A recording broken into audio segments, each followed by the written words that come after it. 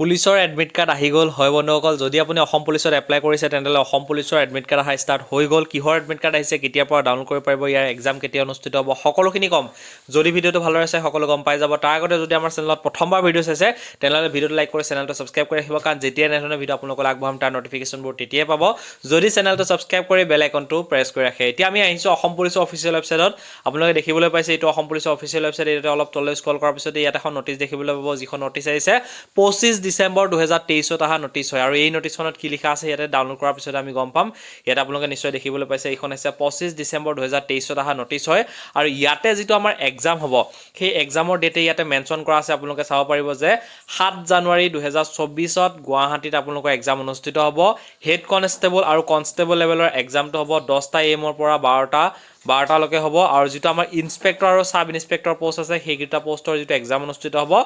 2টা বজাৰ পৰা 4টা বজালৈকে সেইটো এক্সাম আপোনালোকৰ অনুষ্ঠিত হ'ব আৰু ইয়াৰ যিখন এডমিট কাৰ্ড আহিব সেই এডমিট কাৰ্ডখন আহিব 26 ডিচেম্বৰ 2023 ৰ 10টা বজাত আহিব 10টা ৰাতি 10টা বজাত আহিব মানে 26 ডিচেম্বৰ হৈছে আজি তাৰিখ আজি যেটো 26 ডিচেম্বৰ হয় তো আজি ৰাতি 10টা বজাত আপোনালোকৰ এই এডমিট কাৰ্ডখন মুকলি কৰি দিব এইটো তাৰ আগতে আহি যাব আপোনালোকে চিন্তা কৰিব নালাগে কিন্তু এতিয়া মেইন কথাটো হৈছে যে এইটো কিহৰ নটিচ হয় আৰু এইটো কি পোষ্টৰ এডমিট কাৰ্ড আহিব সেইখিনি কথা আমি জানি লওঁ যিহেতু ইয়াতে আপোনালোকে নিশ্চয় ওপৰত দেখিবলৈ পাইছে যে এক্স সাৰ্ভিসমেন বুলি আছে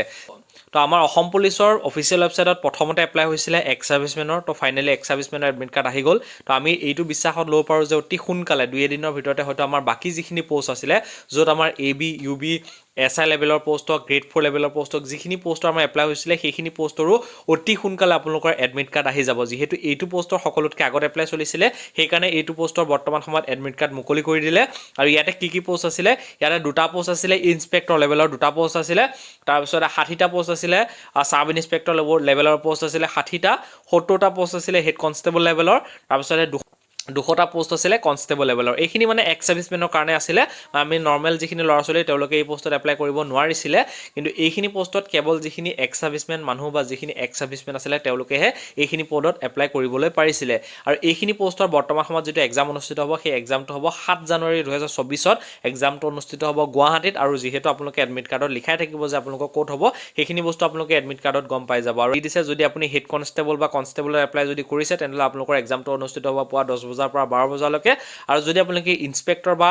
সাব ইনস্পেক্টৰত এপ্লাই কৰিছে তেন্তে আপোনালোকৰ এক্সাম অনুষ্ঠিত হ'ব 2 বজাৰ পৰা 4 বজালৈ আপোনালোকৰ এক্সামটো অনুষ্ঠিত হ'ব আৰু ইয়াৰ বাবে যিখন এডমিট কাৰ্ড মুকলি হ'ব সেইখন আজি আহিব কিছু সময় পিছত আহিব এতিয়ালৈকে অহা নাই 26 ডিচেম্বৰ 2023 ৰ 10টা PM বুলি লিখা আছে 10টা PM বুলি লিখা থাকিলে 10টা PM নাহে তাৰ আগতে আহি যায় আপোনালোকে চিন্তা কৰিব নালাগে 10টা PM আগতে আপোনালোকে এডমিট কাৰ্ডখন ডাউনলোড কৰিব পাৰিব ঠিক আছে আৰু আপোনালোকৰ এক্সামৰ ভেনু মানে ক'ত আপোনালোকৰ এক্সাম হ'ব কেতিয়া এক্সাম হ'ব কিমান সময়ত যাব লাগিব সকলোখিনি বস্তু আপোনালোকৰ এডমিট কাৰ্ডত উল্লেখ থাকিব এডমিট কাৰ্ড ডাউনলোড কৰাৰ যেটো লিংক আছে সেইটো মই ভিডিঅ' তলৰ ডেসক্ৰিপচনত মই দি দিছো তাত ক্লিক কৰি ধুনীয়াকৈ আপোনালোকে নিজৰ এডমিট কাৰ্ডখন ডাউনলোড কৰি ল'ব পাৰিব ঠিক আছে এডমিট কাৰ্ডখন ডাউনলোড কৰিবলৈ কি বস্তুৰ প্ৰয়োজন হ'ব জানেনে আপোনালোকৰ যেটো এপ্লিকেশন নাম্বাৰ আছিল সেই এপ্লিকেশন নাম্বাৰটো দিলেও হ'ব যদি নাথাকে তেনেহলে আপোনালোকৰ নিজৰ যেটো নামটো সেই নামটো মাৰি দিব তাৰ তলতে যেটো ডেট অফ বাৰ্থ আছে সেই ডেট অফ বাৰ্থটো মাৰি দিয়াৰ পিছত আপোনালোকৰ এডমিট কাৰ্ডখন ডাউনলোড হোৱা লিংক আপোনালোকে দেখিবলৈ পাব তাত ক্লিক কৰাৰ পিছত আপোনালোকৰ এডমিট কাৰ্ডখন ডাউনলোড হৈ যাব যদি এডমিট কাৰ্ডখন ডাউনলোড কৰাৰ ক্ষেত্ৰত কিবা অসুবিধা হয় মোক কমেন্ট কৰি জনাব নিশ্চয় মই আপোনালোকক হেল্প কৰিব চেষ্টা কৰিম যদি মোৰ ভিডিঅ'টো আপোনালোকৰ ভাল লাগিলে ভিডিঅ'টো লাইক কৰি চেনেলটো সাবস্ক্ৰাইব কৰিব